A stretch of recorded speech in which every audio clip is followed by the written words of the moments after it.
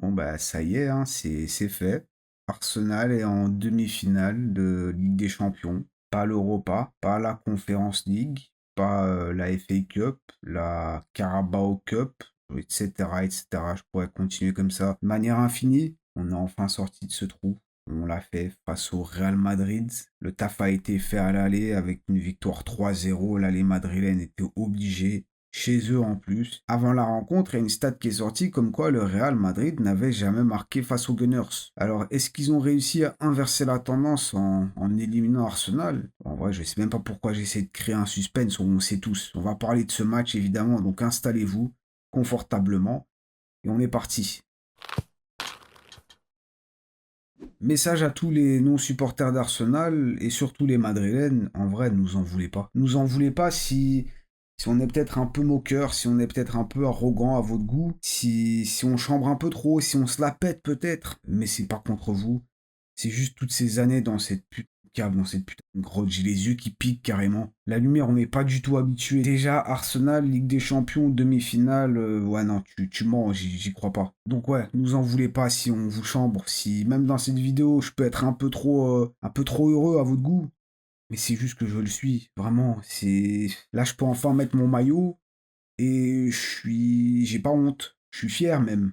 Donc voilà, le message est passé, on peut enfin parler du match et Arsenal a non seulement éliminé le Real, mais Arsenal a aussi remporté son match retour 2-1. Si on additionne tout ça, ça nous donne un 5-1 pour les Gunners.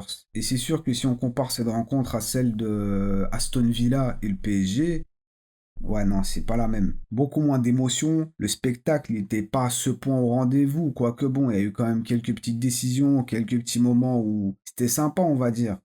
Mais ouais, là, le Real, ils étaient obligés. Après avoir perdu 3-0 à l'aller, à l'extérieur, là, ils étaient à domicile. Ils ont poussé, il y avait une certaine tactique. Ouais, je ne sais pas si on peut parler de tactique, mais bon, tu passais sur les côtés, hein. On l'a compris avec les Vinicius, Rodrigo, c'est logique. Tes grosses stars sont sur les côtés. Mbappé aussi qui dézone quand même beaucoup. Et t'as pas vraiment de numéro 9. Le Real, quand même, sur ce match, c'est une quarantaine de centres. 40 centres, 43, je crois. Ils ont fait que spammer carré. C'est ça ta tactique, Carlo. Il y a quelques jours, tu nous avais promis un Real qui allait prendre les choses en main, qui allait presser haut, qui allait mettre de l'intensité. Je me doute que les supporters de Madrid, vous êtes extrêmement déçus et à votre place, je l'aurais été aussi. Parce que bon, c'est vrai que c'est pas la meilleure période pour le club ces derniers temps. Là, tu vois tellement de choses qui vont pas et tu vois surtout un énorme chantier devant toi. À commencer par évidemment l'entraîneur Carlo Ancelotti, comme j'ai dit. Je crois que bon, bah, vous allez l'envoyer à la retraite. Mais il y a aussi pas mal de joueurs où en vrai, est-ce qu'ils ont leur place? Je sais pas. Lucas Vasquez, l'autre latéral là, Michael Jackson. Je sais pas pourquoi il me fait penser à Michael Jackson.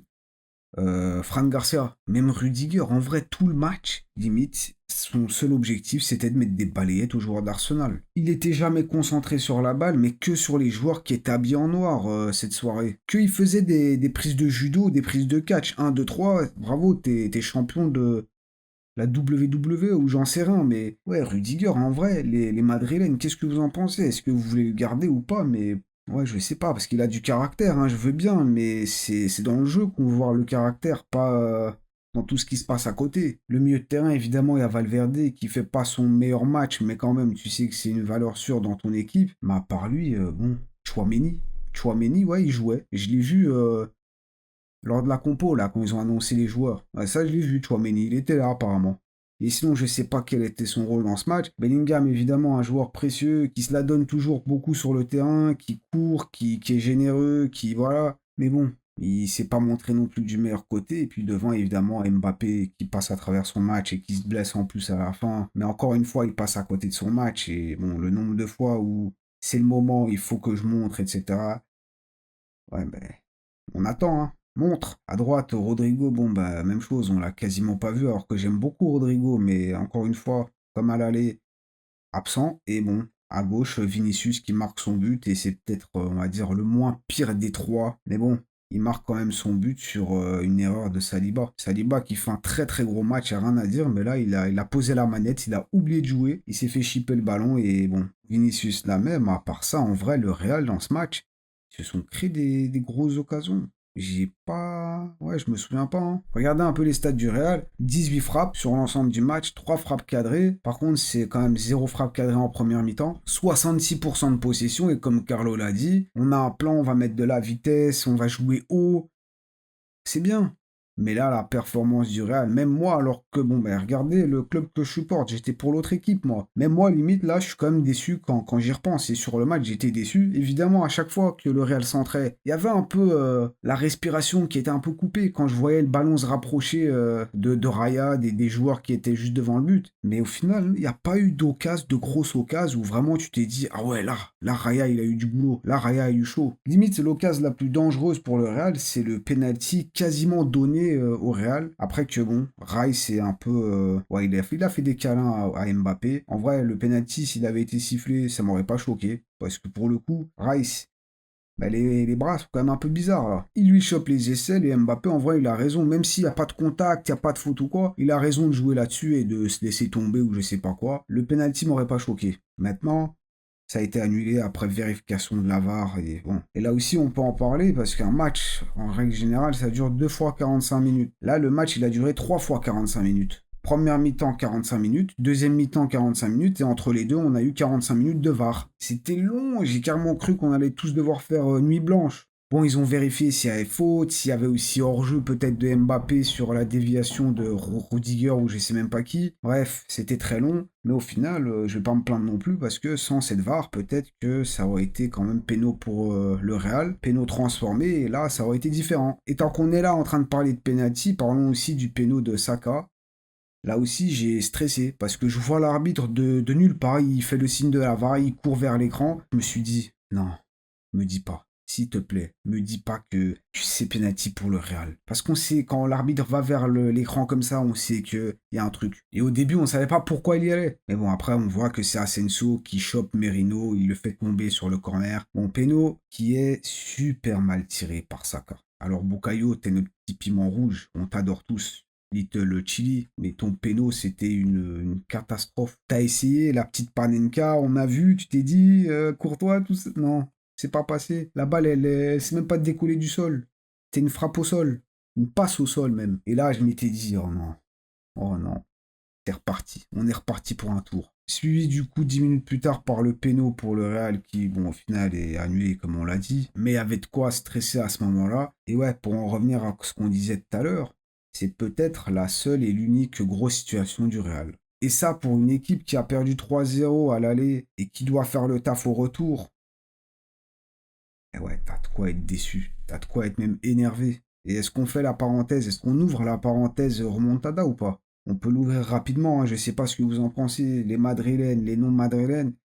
Mais moi, je pense que j'aurais été énervé contre mes joueurs parce qu'ils ont passé toute la semaine, remontada par-ci, remontada en interview sur les réseaux sociaux. Je me suis dit à un moment donné, et vous avez le temps de vous entraîner. Avec tout ça, vous arrivez encore à trouver du temps pour vous entraîner ou pas? C'est là que tu vois qu'ils ont trop été habitués justement à ce que tout leur réussisse. Même dans les moments où personne n'y croit, où ils sont dos au mur, où en vrai c'est quasiment mort, ils réussissaient, ils se sont trop habitués à ça. Et là, ça s'est vu. Même pas le match s'était fini. Pendant le match, si c'était 3-0, ils disaient déjà remontada, remontada. Donc je sais pas vous les Madrilènes, mais ouais, non, même la mentalité d'avant-match. Alors c'est bien, tu te rassures, tu fais aussi peur un peu à l'adversaire, ça fait partie du truc. Mais quand même, surtout qu'au final, quand tu vois le résultat, t'as envie de te dire, et surtout leur dire, tout ça pour ça. Plus le match avançait, plus ça devenait nerveux. Bellingham, à un moment donné, il te lâche un énorme tac sur Rice, il lui chope la jambe après. Il fait tomber Timber sur une touche, il voilà, dégage, tout simplement. Il se rendait sûrement compte petit à petit que l'adversaire, en vrai, il est quand même assez solide, parce que Arsenal fait comme un bon match, même si ils n'ont pas non plus créé le jeu, ils n'ont pas fait grand-chose. Comme Vasquez l'a dit, ils n'ont rien fait. Ben ouais. Mais autant, vous savez, quand t'es supporter d'un club, t'es vachement critique normalement avec ton club. Autant là, en vrai, Arsenal, je suis plus que satisfait. Au-delà évidemment de l'élimination, mais même dans la performance, les joueurs, ils ont été au niveau. Saliba, il fait cette erreur, comme on l'a dit, il a posé la manette pendant 3 secondes et il a oublié. Mais sinon, il fait un match de patron. En début de période, en début de match, je voulais dire. Mbappé, il le bloque, mais il n'arrive à rien faire. Il n'arrive pas à le passer. Très gros match de Saliba. À côté de lui, Kivior.